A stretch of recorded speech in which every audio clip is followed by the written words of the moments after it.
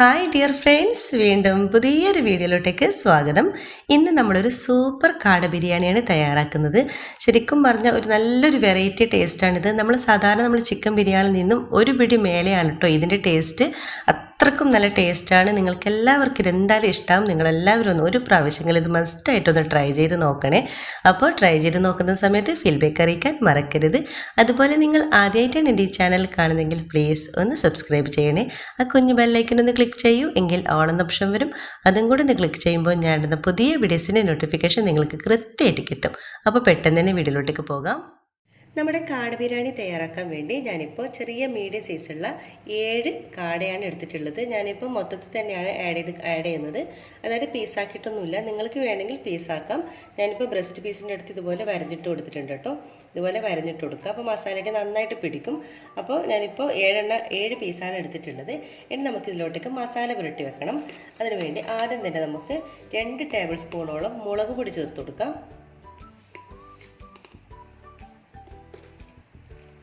1/2 teaspoon garam masala പൊടി, 1/2 teaspoon മഞ്ഞൾപ്പൊടി, പിന്നെ 1 ടീസ്പൂൺ ഇഞ്ചി വെളുത്തുള്ളി ചതച്ചത്. അത് അധികമായി പോകരുത്, കാരണം നമ്മൾ ഫ്രൈ ചെയ്യുമ്പോൾ അത് പെട്ടെന്ന് തന്നെ കരിഞ്ഞു പോകും. അപ്പോൾ 1 ടീസ്പൂൺ മാത്രം മതി, രണ്ടും കൂടിയിട്ട് അതുകൂടി ചേർത്ത് കൊടുക്കാം. പിന്നെ 1 ടേബിൾ സ്പൂൺ ചെറുനാരങ്ങയുടെ നീര് കൂടി ചേർത്ത് കൊടുക്കാം. ഇതിനാവശ്യമായിട്ടുള്ള ഉപ്പ് കൂടി ചേർക്കാം.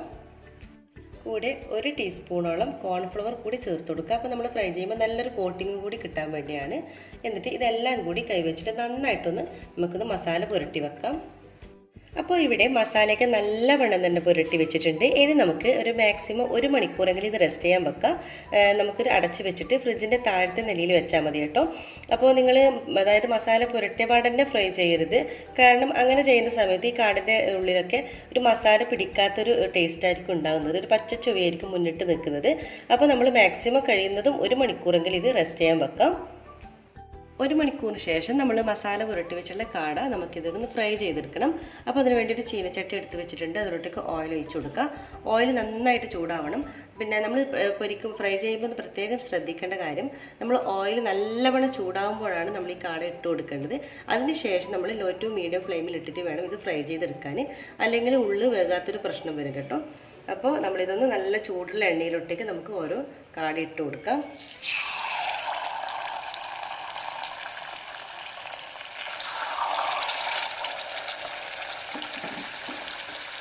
അപ്പോൾ ഇനിയൊരു ഭാഗം ആകുമ്പോൾ നമുക്ക് തിരിച്ചിട്ട് കൊടുക്കാം. അപ്പോൾ നമ്മുടെ കാട ഇവിടെ ഫ്രൈ ആയി വരുന്നുണ്ട് കേട്ടോ. ആ ഫ്രൈ ആകുന്ന സമയം കൊണ്ട് നമുക്ക് ഉള്ളിയൊക്കെ ഒന്ന് വഴറ്റിയെടുക്കാം. അതിനുവേണ്ടി ഞാനിപ്പോൾ ഈ ഓയിൽ തന്നെയാണ് എടുക്കുന്നത്, അതായത് നമ്മൾ ഫ്രൈ ചെയ്ത് വെച്ചിട്ടുള്ള ഓയിൽ തന്നെ നമുക്ക് എടുക്കാം. വേറൊരു പാനിലോട്ടേക്ക് കുറച്ച് ഒഴിച്ചു കൊടുക്കാം. ഓയിൽ നന്നായിട്ട് ചൂടായിട്ട് വരുമ്പോൾ ഒരു 1/4 ടീസ്പൂണോളം ചെറിയ ജീരകം ചേർത്ത് കൊടുക്കുന്നുണ്ട്.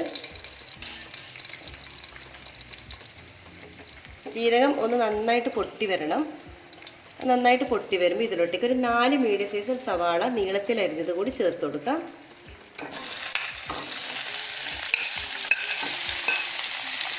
ഇത് നന്നായിട്ടൊന്ന് വഴറ്റിയെടുക്കാം.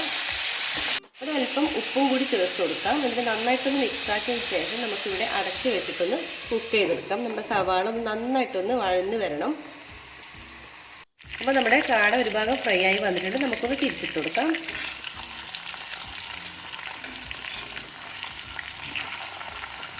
ആ ഒരു ഭാഗം കൂടി നന്നായിട്ടൊന്ന് ഫ്രൈ ആയി വരണം. അങ്ങനെ എല്ലാ ഭാഗവും ഒന്ന് തിരിച്ച് ഇട്ട് കൊടുക്കാം.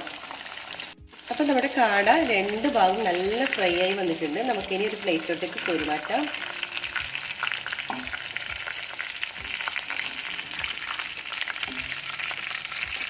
ഇവിടെ 2 കാടയും ഞാൻ ഫ്രൈ ചെയ്തെടുത്തിട്ടുണ്ട്. ഇതുപോലെ ബാക്കി എല്ലാ കാടയും നമുക്ക് ഫ്രൈ ചെയ്തെടുക്കാം. നമ്മുടെ സവാള ഇവിടെ നന്നായിട്ട് തന്നെ വാടി വന്നിട്ടുണ്ട്. ഈ ഒരു സ്റ്റേജ് ആകുമ്പോൾ നമുക്കിനി ഇതിലൊട്ടേക്ക് ഒരു 5 പച്ചമുളക്, അതുപോലെ തന്നെ ഒരു 1/4 കപ്പ് വെളുത്തുള്ളി, അതിൻ്റെ പകുതി ഇഞ്ചി ചേർത്ത് നന്നായിട്ടൊന്ന് അരച്ചെടുക്കുക. അതുകൂടി ഇതിലൊട്ടേക്ക് ചേർത്ത് കൊടുക്കുന്നുണ്ട്. ഇത് നന്നായിട്ടൊന്ന് മിക്സ് ആക്കി എടുക്കണം. നമ്മൾ ഒരു ഇഞ്ചിയും വെളുത്തുള്ളി പച്ചമുളകൊക്കെ ചേർത്ത് കഴിഞ്ഞാൽ 1-2 സെക്കൻഡോളം നന്നായിട്ട് തന്നെ വഴറ്റിയെടുക്കാം കേട്ടോ. എങ്കിലും അതിൻ്റെ പച്ച ചുവയൊക്കെ ഒന്ന് മാറി കിട്ടുള്ളൂ. അപ്പോൾ നല്ലവണ്ണം തന്നെ ഒന്ന് വഴറ്റിയെടുക്കാം. ഇനി ഇതിലോട്ടേക്ക് 3 മീഡിയം സൈസിലെ തക്കാളി അരിഞ്ഞതും കൂടി ചേർത്ത് കൊടുക്കാം. എല്ലാം കൂടി നന്നായിട്ടൊന്ന് മിക്സാക്കി എടുക്കണം. നമ്മുടെ തക്കാളി നല്ലവണ്ണം നല്ല സോഫ്റ്റായിട്ട് ഉടഞ്ഞ് വരണം. അതുവരെ നന്നായിട്ടൊന്ന് മിക്സാക്കിയതിന് ശേഷം ഒന്ന് വെയിറ്റ് ചെയ്യാം. തക്കാളി ഇവിടെ നന്നായിട്ട് തന്നെ ഉടഞ്ഞ് വന്നിട്ടുണ്ട്. ഇനി ഇതിലോട്ടേക്ക് നമുക്ക് പൊടികളൊക്കെ ചേർത്ത് കൊടുക്കാം. 1/2 ടീസ്പൂൺ മഞ്ഞൾപ്പൊടി ചേർത്ത് കൊടുക്കാം. 1.5 ടീസ്പൂൺ ബിരിയാണി മസാല ചേർത്ത് കൊടുക്കാം. 1/2 ടീസ്പൂൺ ഗരം മസാല. ഇത്രയും ചേർത്ത് നന്നായിട്ടൊന്ന് മിക്സാക്കി എടുക്കാം. അപ്പോൾ പൊടികൾ ചേർത്ത ശേഷം 1-2 സെക്കൻഡ് നന്നായിട്ട് തന്നെ ഇതുപോലെ വഴറ്റിയെടുക്കണം. പിന്നെ ഇതിലേക്ക് ചേർത്ത് കൊടുക്കുന്നത് 2 ടേബിൾ സ്പൂണോളം തൈര് ചേർത്ത് കൊടുക്കാം. ഞാനിപ്പോൾ പുളിയില്ലാത്ത തൈരാണ് ചേർത്ത് കൊടുക്കുന്നത്. കൂടെ തന്നെ കുറച്ച് മല്ലിയില ചേർത്ത് കൊടുക്കാം. നമ്മളൊരു കൈപ്പിടി മല്ലിയില ഇട്ട് കൊടുക്കാം. അതുപോലെ തന്നെ ഒരു കൈപ്പിടിയോളം പുതിന ഇട്ട് കൊടുക്കുന്നുണ്ട്, പുതിനൻ്റെ ഇല. അതുപോലെ തന്നെ കുറച്ച് കറിവേപ്പില. ഇത്രയും ചേർത്തിട്ട് ഇത് നന്നായിട്ടൊന്ന് മിക്സാക്കി എടുക്കാം. കുറച്ച് ഉപ്പ് കൂടി ചേർത്ത് കൊടുക്കാം. എന്നിട്ട് എല്ലാം കൂടി ഒന്നും കൂടി നന്നായിട്ടൊന്ന് 1-2 സെക്കൻഡോളം നന്നായിട്ടൊന്ന് മിക്സാക്കി എടുക്കാം. അപ്പോൾ നന്നായിട്ട് മിക്സാക്കി എടുത്തിട്ടുണ്ട്. ഇനി നമ്മൾ ലാസ്റ്റ് ഫൈനലായിട്ട് നമുക്ക് ഇതിലേക്ക് ഫ്രൈ ചെയ്ത് വെച്ചിട്ടുള്ള കാട ചേർത്ത് കൊടുക്കാം.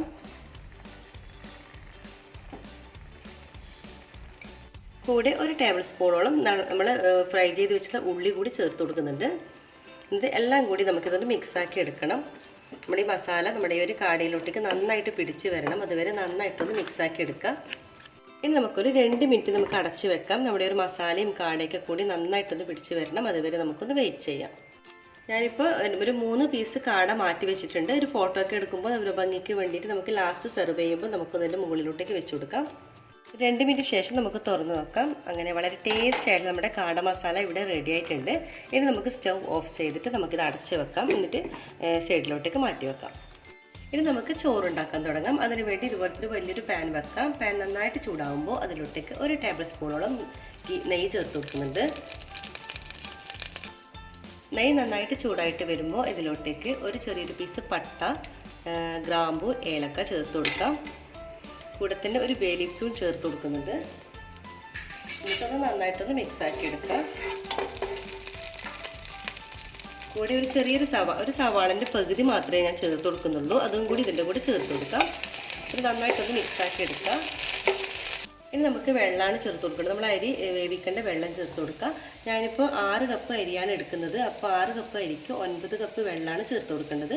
അപ്പോൾ അതിലോട്ടേക്ക് ചേർത്ത് കൊടുക്കാം.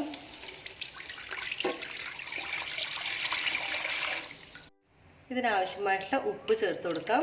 എന്നിട്ട് നന്നായിട്ടൊന്ന് തിളക്കണം. അതുവരെ നമുക്കൊന്ന് വെയിറ്റ് ചെയ്യാം. തിളക്കുന്നുണ്ട്. ഇതിൻ്റെ കൂടെ നമുക്ക് ഒരു ക്യാരറ്റ് അരിഞ്ഞതും കൂടി ചേർത്ത് കൊടുക്കാം. വെള്ളം ഇവിടെ നന്നായിട്ട് തിളക്കുന്നുണ്ട്. ഇതുപോലെ നന്നായിട്ട് തിളക്കണം കേട്ടോ. എന്നാൽ മാത്രമേ നമ്മൾ അരി ചേർക്കാൻ പാടുള്ളൂ. ഇപ്പോൾ ഞാനിപ്പോൾ എടുത്തു വെച്ചിട്ടുണ്ട് അരി. 4 കപ്പ് ജീരകശാല റൈസാണ് ഞാൻ എടുത്തിട്ടുള്ളത്. അത് 20 മണിക്കൂർ നമ്മൾ വെള്ളത്തിൽ കുതിർത്ത് വെക്കുക. അതിനുശേഷം നമ്മൾ വെള്ളം ഊറ്റിയെടുക്കണം. അങ്ങനെ എടുത്തിട്ടുള്ള അരിയാണിത്. ഇത് നമുക്ക് ഇതിലോട്ടേക്ക് ഇട്ട് കൊടുക്കാം.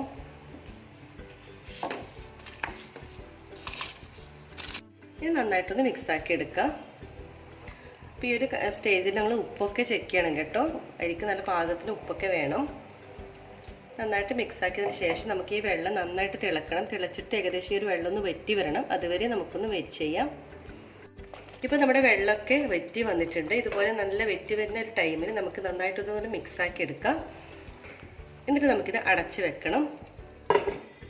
എന്നിട്ട് മീഡിയം ഫ്ലെയിമിൽ ഒരു 15-20 മിനിറ്റ് നമുക്കിതൊന്ന് വേവിച്ചെടുക്കാം. 20 മിനിറ്റ് ശേഷം നമുക്ക് തുറന്ന് നോക്കാം. നമ്മുടെ നെയ്ച്ചോറ് ഇവിടെ റെഡി ആയിട്ടുണ്ട്. നല്ല പാകത്തിന് തന്നെ വെന്ത് വന്നിട്ടുണ്ട്.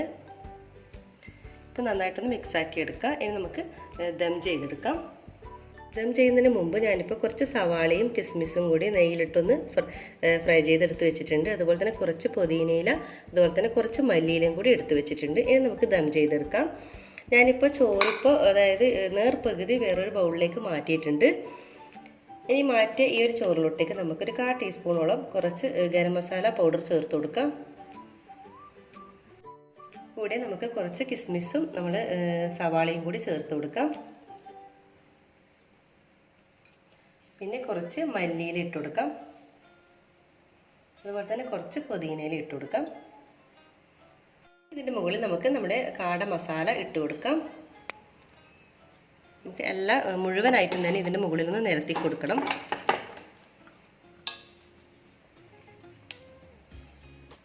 മസാല മുഴുവനായിട്ട് ഇട്ട് കൊടുത്തിട്ടുണ്ട്. ഇനി അതിൻ്റെ മുകളിൽ നമ്മുടെ ബാക്കിയുള്ള ചോറും കൂടി ഇട്ട് കൊടുക്കാം.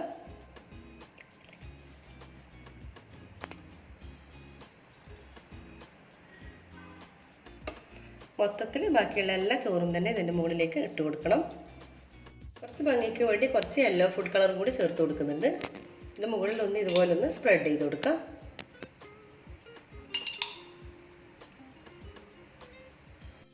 ഇതിൻ്റെ മുകളിൽ നമുക്ക് ഫ്രൈ ചെയ്ത് വെച്ചിട്ടുള്ള സവാളയും അതുപോലെ തന്നെ നമ്മുടെ കിസ്മിസും കൂടി ഇട്ട് കൊടുക്കാം. കൂടെ കുറച്ച് മല്ലിയില കൂടി ചേർത്ത് കൊടുക്കുന്നുണ്ട്.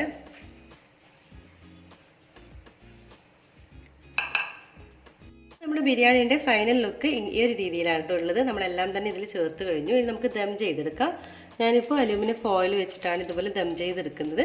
ഇനി നമുക്കൊരു 15 മിനിറ്റ് വരെ ലോ ഫ്ലെയിമിൽ ദം ചെയ്തെടുക്കാം. നല്ല ഒരു സ്മെല്ല് വരുന്നുണ്ട് കേട്ടോ. നമുക്കിനി സെർവ് ചെയ്യാം. നമുക്കിതൊന്ന് മിക്സാക്കി എടുക്കാം.